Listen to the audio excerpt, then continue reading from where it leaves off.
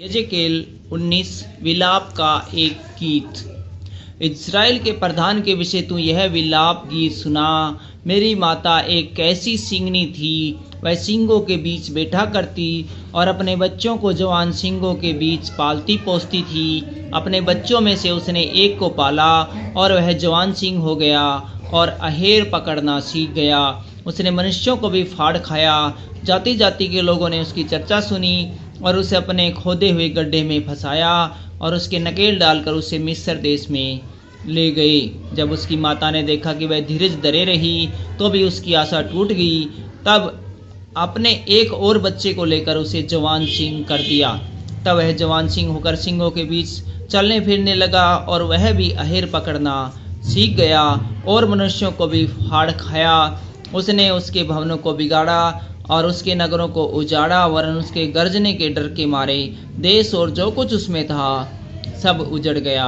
तब चारों ओर के जाति जाति के लोग अपने अपने प्रांत से उसके विरुद्ध निकल आए और उसके लिए जाल लगाया और वह उसके खोदे हुए गड्ढे में फंस गया।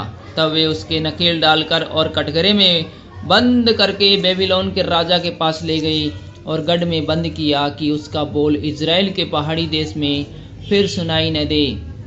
तेरी माता जिससे तू उत्पन्न हुआ वह तट पर लगी हुई दाखलता के समान थी और गहरे जल के कारण फलों और शाखाओं से भरी हुई थी।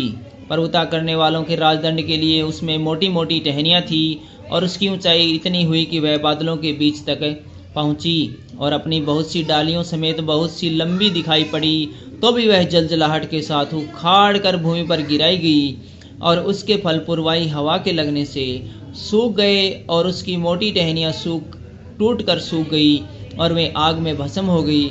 अब वह जंगल में वरन निर्जल देश में लगाई गई है। उसकी शाखाओं की टहनियों में से आग निकली जिससे उसके फल भस्म हो गए और प्रभुता करने के योग्य राजदंड के लिए उसमें अब कोई मोटी टहनी न रही। यह विलाप गीत है और यह विलाप गीत बना रहेगा।